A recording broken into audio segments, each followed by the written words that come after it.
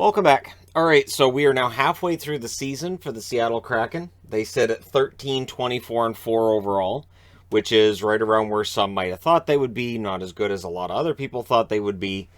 But how bad is it? So we're going to compare them once again to expansion teams that begin with the San Jose Sharks, who came in the early 90s. And San Jose, was 1-4 after their first game, or first 5 games. They were 3-6-1 after their first 20. Halfway through the season, they were 9-28-3. So it was a 6-12-2 run from 20 to 40. And so, yeah, they were getting better. And I remember a lot of comments about how San Jose wasn't nearly as bad as expected. But halfway through the season, they were 9-28-3, which again shows just how low the bar was set. That 9 games through the first half of the season was considered kind of fantastic. And they've been shut out 6 times to that point in the season, which may seem like a lot right now. It is more than Seattle. But again, people were surprised they weren't getting shut out more often. They allowed 5+ goals 15 times, which is high. It's not the highest on the board. Nobody challenges Ottawa in that regard. So San Jose was considered to be a rousing success. Tampa Bay comes into the season 2-2-1 after 5, 9-9-2 after 20, and then it fell off. Halfway through the season, they were 15-25-2. It was an 84-game schedule, so there were 22 games between this part and this part where they were 6-16. So things kind of fell apart for Tampa in a big way. All the discussion about how they were competitive, hey, maybe playoffs, were gone by the halfway mark. They'd been shut out only 3 times, which is low. They allowed 5+ goals 15 times. So that's the same as San Jose. And what's interesting is, between the 20-game mark and the halfway mark of the season, they were actually kind of worse than San Jose, but they had that cushion of the 9-9-2 start, so that makes their record better overall. Ottawa, it was a miserable time.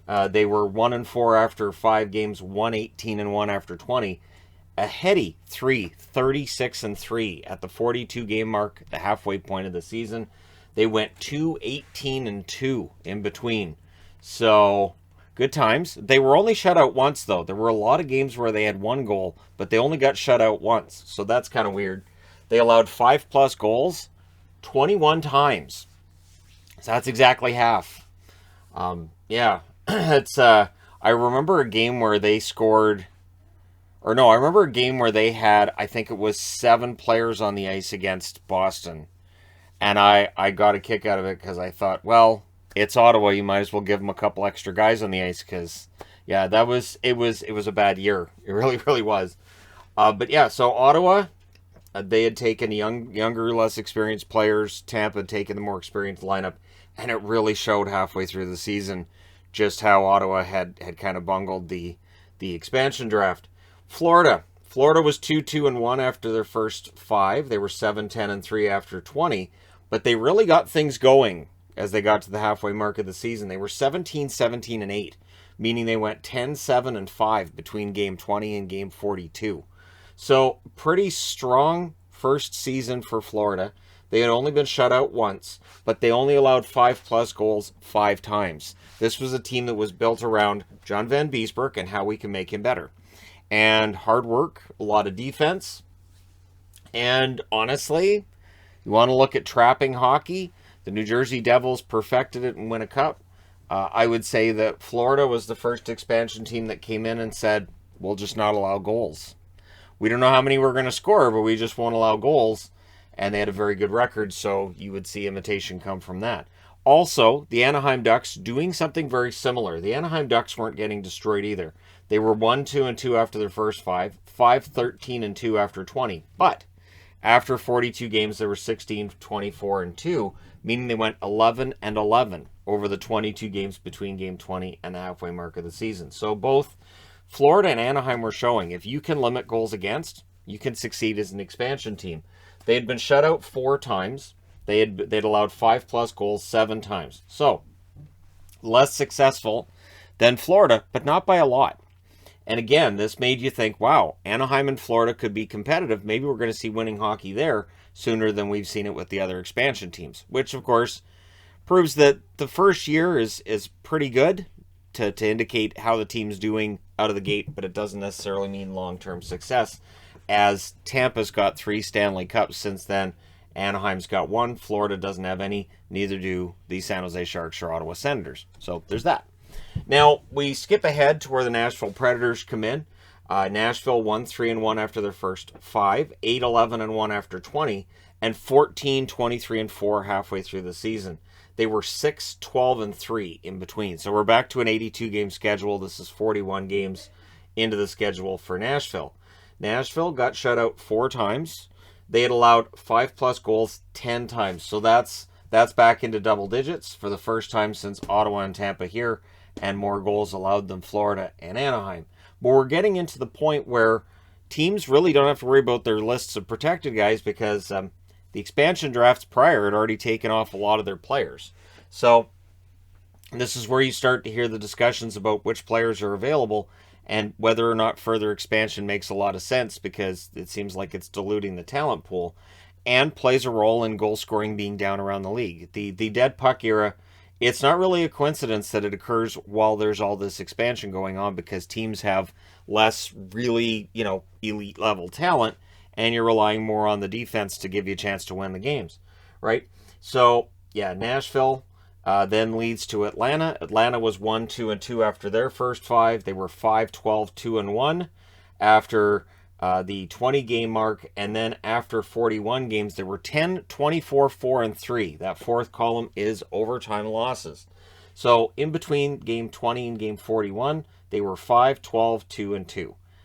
Pretty much the exact same record they had for the first 20 games, which is not great. And so for Atlanta, they got shut out 7 times in the first half of the season. They allowed 5 or more goals, also 7 times.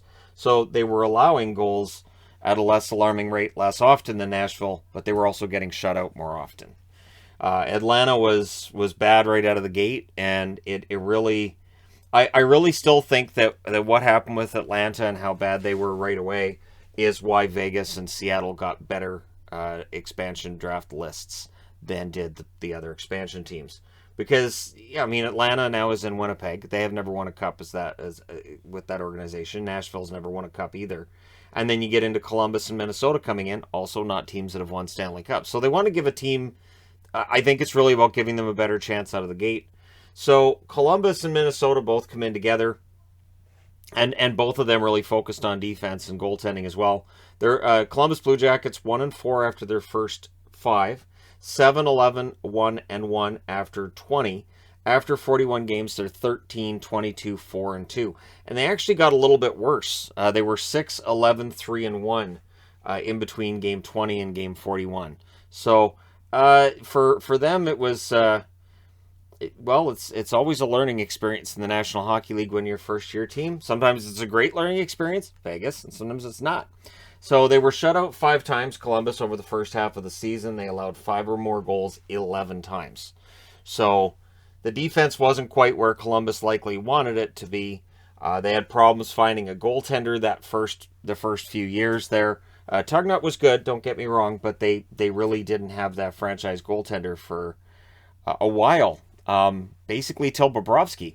So Minnesota comes in and they have great goaltending and numbers right out of the gate. That'll happen with Jacques Lemaire behind the bench. Didn't start out great. They were 0-4-1 in their first 5, 4-12-3-1 after 20. But halfway through the season, they're 13-18-8-2. So they have a better record than Columbus at the halfway mark. They go 9-6-5-1 between game 20 and game 41. So they were shut out 7 times, which is more than Columbus, but they only allowed 5 or more goals 5 times, which is just as low as Florida, which makes sense since Minnesota is going with this idea of defense wins us games if we're going to win them at all. And so Minnesota at the half, not doing badly, and definitely, taking advantage of other teams maybe taking them lightly that first year, right? And definitely after 20 games where they're 4-12-3-1, you could understand how a team would look at them coming in and say, well, this is an automatic win. And it wasn't. So we move on to Vegas. Vegas started 4-1 on the season. They were 13-6-1 after 20. Halfway through the season, they're 29-10-2. It is a ridiculous record they put together. They do it by going 16-4-1 between game 20 and the halfway mark, which is game 41. They're only shut out once in the first half of the season. They allowed 5 or more goals 5 times. That is a recipe for success right there. The 5 times is tied for the lowest with Minnesota and with Florida. The only being shut out once is tied for the lowest with Florida and Ottawa. And of course, the 29-10-2 record is the only one that's above 500 on this board. The only one at 500 other than them is Florida. So it is rare for an expansion team to do that well. And of course, there were the deals that made that happen for Vegas and all that. But still, they played it very well. Considering it's the city of gambling, they took some gambles when they came in, and most of those gambling options they took paid off very, very handsomely for them. Now for Seattle, they start the season 1-3-1. They're 16-13-1 after 20 games, and right now they're 13. Right now they're 13-24-4. So they go 7-11-3 between game 20 and game 41. Seattle at times has looked very competitive and they've looked good. Like they've won 3 out of 4 now, as I'm recording this. They also had a period where they won 4 out of 5. There have been points where it's looked like Seattle's starting to put it together. It is a matter of finding that consistency.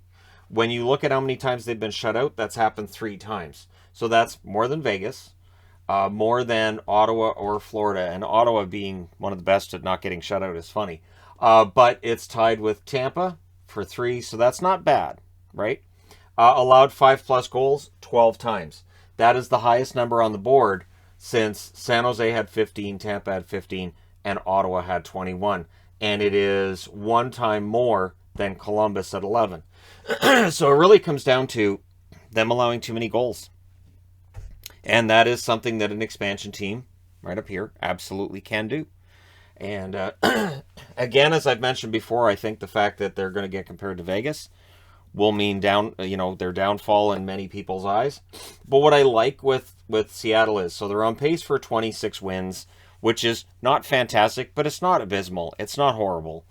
And they could do this as well while getting a good draft pick in this year's draft. Matty Beniers should sign with them in the offseason.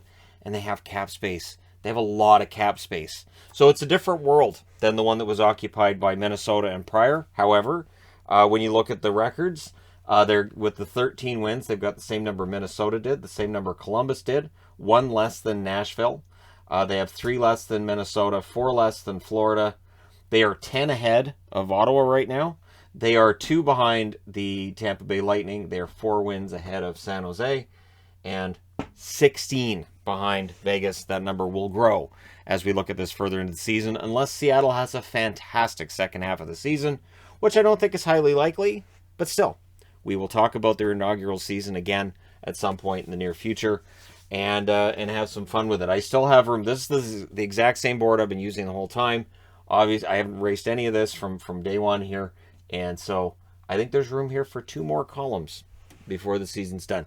There you go. Let me know your thoughts in the comment section below as always. Don't forget to hit like and subscribe if you're browsing your way through, you just happened upon this video. Thank you guys so much for watching, for all your support. I will talk to you again soon.